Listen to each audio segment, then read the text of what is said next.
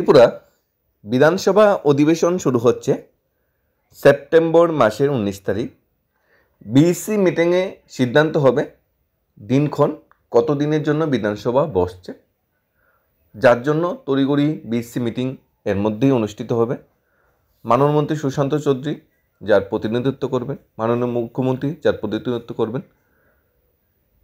এবারের বিধানসভা অধিবেশনে আমাদের ত্রিপুরা রাজ্যের চাকরি প্রত্যাশী ভাই বোন ও কর্মচারীদের ডিমান্ড বা কর্মচারীদের যে বকেয়া অনেকটা বেশি, অনেকটা সরকারের প্রতি আশা আকাঙ্ক্ষা বেশি যে সরকার বেকার চাকরি প্রত্যাশী ভাই বোন পাশাপাশি কর্মচারীদের জন্য কিছু পজিটিভ চিন্তাভাবনা করবেন। অনেকগুলো চাকরির প্রসেস আটকে আছে, বিধানসভায় এই কথাগুলি অবশ্যই উঠবে এবং বিরোধী দল থেকে অবশ্যই কোশ্চেন করা হবে। বকেয়া হিমালয় পর্বত সমান হয়ে গেছে বর্তমান সময়ে, না ডিএ দেওয়া হচ্ছে প্রপারলি, না 7 পে অ্যাকুইজিশন দেওয়া হচ্ছে, না গ্র্যাজুইটি বেনিফিট, না ওপিএস চালু করা হচ্ছে। সব কিছু মিলিয়ে মানে গড় থেকে শুরু করে মেডিকেল ভাতা থেকে শুরু করে প্রত্যেকটা জায়গায় স্বল্প স্বল্প করে বিরাট বড় হিমালয় পর্বত সমান বঞ্চনা হয়ে গেছে। আদৌ কি সেগুলি সেপ্টেম্বর 19 তারিখের বিধানসভায় মানে কমপ্লিট করা সম্ভব, বঞ্চনাগুলি দূর করা সম্ভব, সেই দিকে তাকিয়ে আছে আমরা রাজ্যের আপামর যারা কর্মচারী আছে কর্মচারীগুলো। প্রথমত আমরা বিধানসভা অধিবেশনে বেকারদের কর্মসংস্থানের যে ইস্যুটা, সেটা কীরকম ইস্যু হয়ে দাঁড়াতে পারে, বেকারদের কর্মসংস্থানে কি ত্রিপুরা বিধানসভা এবার কার্যকরী সিদ্ধান্ত নিচ্ছে, সেটা আমরা জানার চেষ্টা করব। পাশাপাশি কর্মচারীদের জন্য কি থাকছে এবারে বিধানসভা অধিবেশনে দিয়ে অন্যান্য বিষয়ে, সেটাও আমরা দেখব। সব কিছু ঠিকঠাক থাকলে 19 সেপ্টেম্বর বিধানসভা অধিবেশন শুরু। বিইসি ঠিক করবে কতদিন চলবে বিধানসভা অধিবেশন। তবে বেকারদের দাবি তাদের কথা হোক বিধানসভায়। বিরোধী বিধায়কের কাছে প্রত্যাশা রাখছে এর রাজ্যের বেকাররা। বিরোধী বিধায়ক বিশেষ করে বিরোধী দলে যারা আছে, যেমন গোপাল রায়, সুদীপ রায় বর্মন, ওই দুজন বিধায়ক বেশ কিছু কথা বিরোধী দল হিসাবে বলে।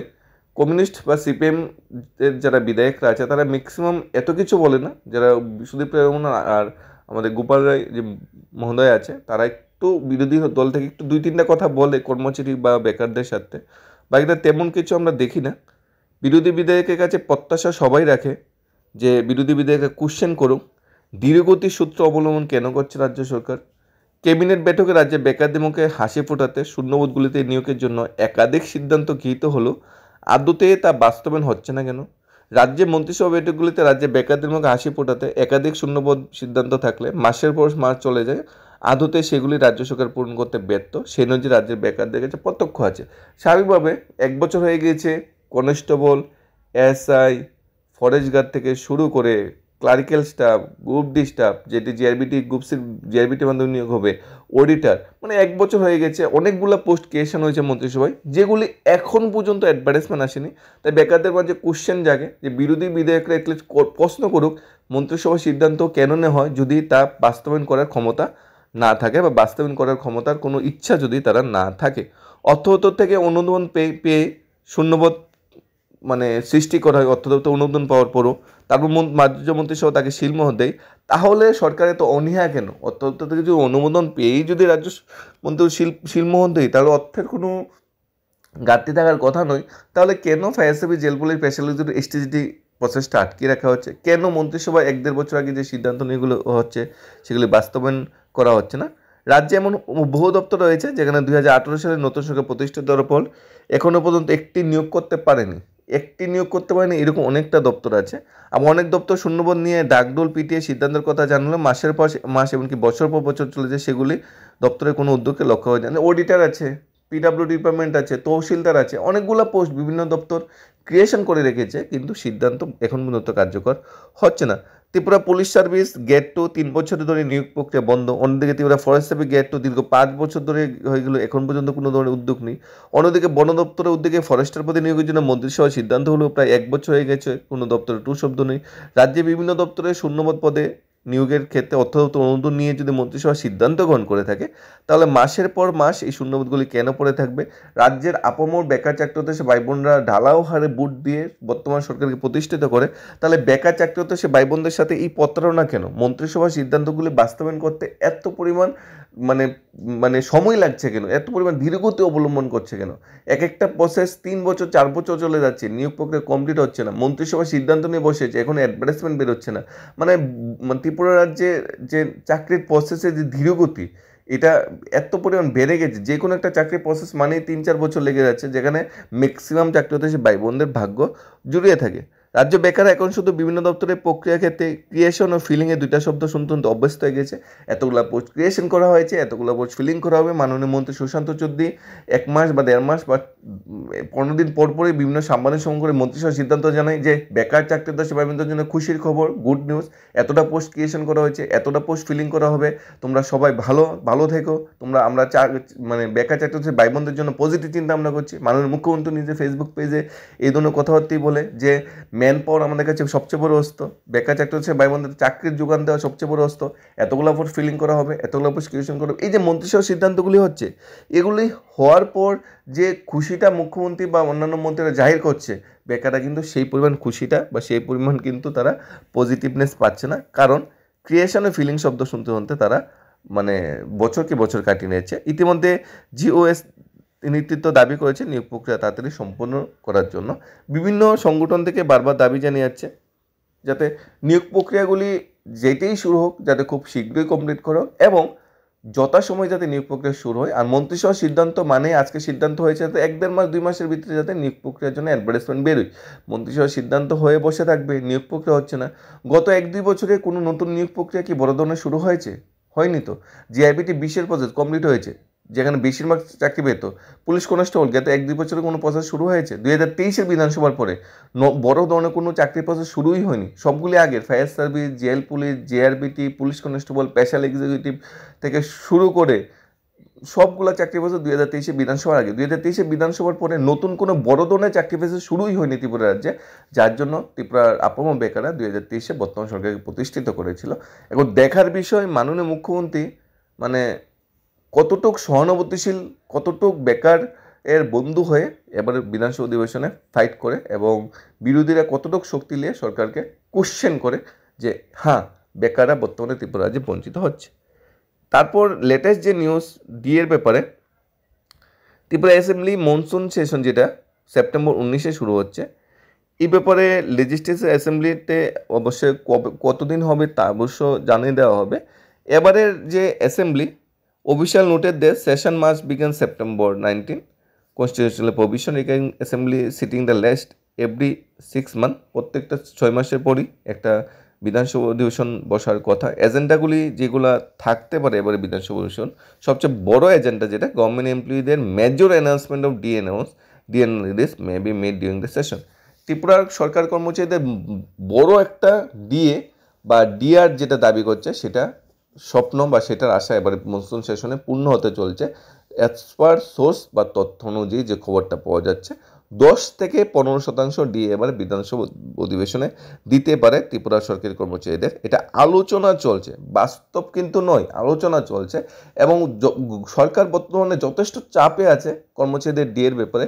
কেন চাপে আছে সেটা যদি আমরা জানার চেষ্টা করি, গভর্নমেন্ট যে পেনশন অ্যাসোসিয়েশন বলতে পারো, সমন্বয় সমিতি বলতে পারো, জিপিএটি বলতে পারো, তারপর টেট টিচার অ্যাসোসিয়েশন বলতে পারো, সর্বশিক্ষা শিক্ষক কর্মচারী যারা আছে তারা বলতে পারো, গেজেটেড অফিসার সঙ্গে বলতে পারো, অনিয়মিত কর্মচারী যে মঞ্চ আছে সেই কথা বলতে পারো, এবং সবগুলো মিলিয়ে বিভিন্ন সংগঠন থেকে, সরকার পক্ষ হোক সরকার বিরোধী হোক, বিভিন্ন কর্মচারী সংগঠন থেকে বর্তমানে একটাই দাবি, বকেয়া দিয়ে 8ম বেতন কমিশন। তাই সরকার অনেকটা চাপে আছে। যখন মাননীয় মন্ত্রী সুশান্ত চৌধুরীকে কোশ্চেনও করা হয়েছিল সাংবাদিকরা ডিএর ব্যাপারে, উনি বলা হয়েছিল যেটা মুখ্যমন্ত্রী বিচারাধীন, মুখ্যমন্ত্রী যে বিষয়ে সিদ্ধান্ত নেবে।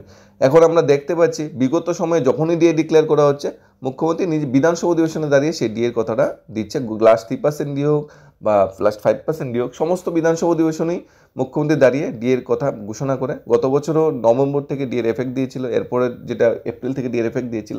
সব কিছু মিলিয়ে 19 সেপ্টেম্বরে যে বিধানসভা অধিবেশন বসছে সেটা অনেকটা তাৎপর্যপূর্ণ, অনেকটা গুরুত্বপূর্ণ সরকারি কর্মচারীদের জন্য। কর্মচারীরা সরকারের মেরুদণ্ড।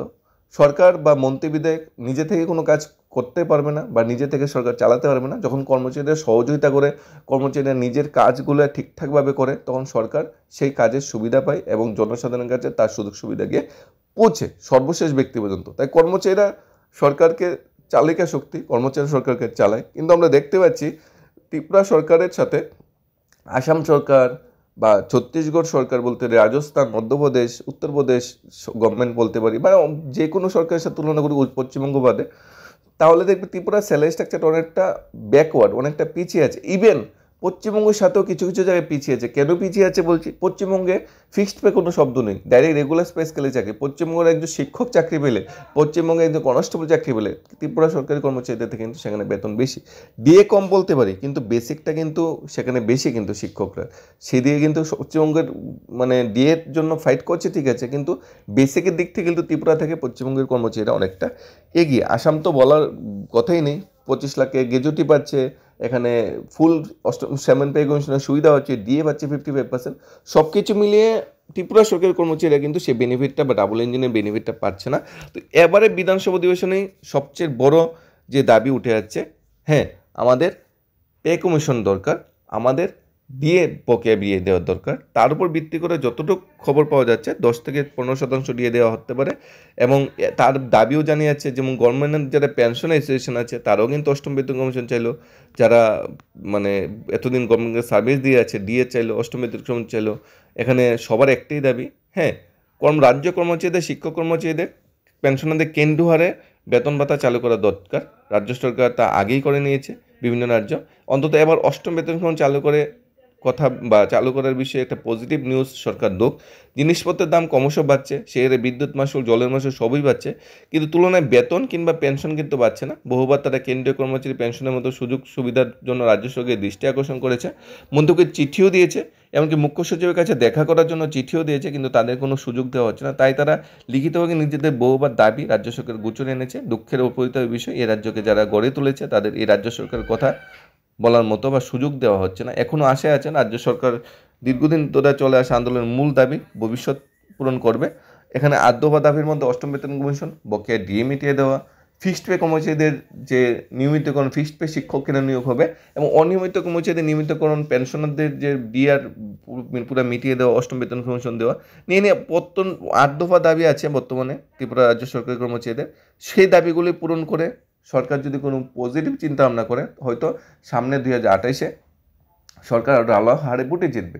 এখানে একটা অতীত আছে, অতীত হলো কর্মচারীরা বারবার বঞ্চনা করতে করতে করতে এমনভাবে বঞ্চনা করেছে বিগত সরকার, কমিউনিস্ট বা বামপন্থ সরকার, তখন কর্মচারী দেওয়ালে পিঠ থেকে গেছে। তখন কর্মচারী বাধ্য হয়ে 2018 সালে সেই গভর্নমেন্টকে উপড়ে ফেলে দিয়েছিল। যদি এইভাবে চলতে থাকে 2028-এ কিন্তু সরকারকে প্রতিষ্ঠিত হতে গেলে অনেকটা কষ্ট হতে হবে, কারণ কর্মচারী বুট কিন্তু বিরাট বড় ফ্যাক্টর ত্রিপুরা রাজ্যে। ত্রিপুরা রাজ্যে কর্মচারী বুটে কিন্তু সরকারের চেয়ারে বসা বা সরকারের চেয়ারতে নামা অনেকটা নির্ভর করে। তাই কর্মচারীদের সেই বুট, সেই ইমোশন, সেই কর্মচারীকে পাশে পেতে হলে অবশ্যই এবারের মেন যেটা দাবি বকেয়া ডিএ এবং 8 পে কমিশন, এটা সরকারকে অবশ্যই লাগু করতে হবে। যদি সরকার যদি একচেটিয়া চিন্তা ভাবনা করে যে আমরা দেবো না, দিচ্ছি না, তাহলে 2028-এ হয়তো এটার প্রতিফলন করতে পারে, অর্থাৎ নেগেটিভ প্রতিফলন করতে পারে, যেটা 2018-তে হয়েছিল। আশা করি কর্মচারী বন্ধু সরকার হয়ে দাঁড়াবে, কর্মচারীদের প্রকৃত বন্ধু হয়ে একটা সেরা দৃষ্টান্ত স্থাপন করবেন, কারণ বর্তমান মুখ্যমন্ত্রীও কোনো সময় ত্রিপুরা রাজ্যের কর্মচারী ছিল। অর্থাৎ সব কিছু মিলিয়ে 31 অক্টোবরের ভিতরে যদি ম্যাক্সিমাম সংখ্যক চাকরি দেওয়া যায়, সেটা ষোড়শ অর্থ কমিশনের ফান্ডে, ষোড়শ যে অর্থ কমিশন আসবে সেখানে সেই টাকাটা বুক হয়ে যাবে। কর্মচারীদের দিয়ে দেওয়া হয়, কর্মচারীদের বকেয়া মিটিয়ে দেওয়া হয়, নিয়মিতকরণ করা হয়, তাহলে সেই টাকাটাও ষোড়শ অর্থ কমিশনের ফান্ডে ঢুকে যাবে। সব কিছু মিলিয়ে নতুন চাকরি হোক বা কর্মচারীদের বেতন বাড়ুক, সব কিছুই ষোড়শ অর্থ কমিশনে সেটা অ্যাকসেপ্ট করবে এবং সেই পরিমাণ টাকা আগামী 5 বছরের জন্য দেবে। তাই রাজ্য সরকারের একটা সঠিক সিদ্ধান্ত নিতে হবে এবং আশা করছি বিধানসভায় সেই সঠিক সিদ্ধান্ত নেবে যে 31 অক্টোবরের মধ্যে ম্যাক্সিমাম চাকরি প্রসেসগুলি কমপ্লিট করা এবং কর্মচারীদের বকেয়া মিটিয়ে দেওয়ার জন্য একটা কার্যকরী সিদ্ধান্ত সরকার নেবে, মাননীয় মুখ্যমন্ত্রী নেবে, এবং এক্স ত্রিপুরা শ্রেষ্ঠ ত্রিপুরার উন্নয়নে কর্মচারী ও বেকার বন্ধু সরকার হয়ে দাঁড়াবে। ধন্যবাদ সবাইকে। Studies of Tripura YouTube channel.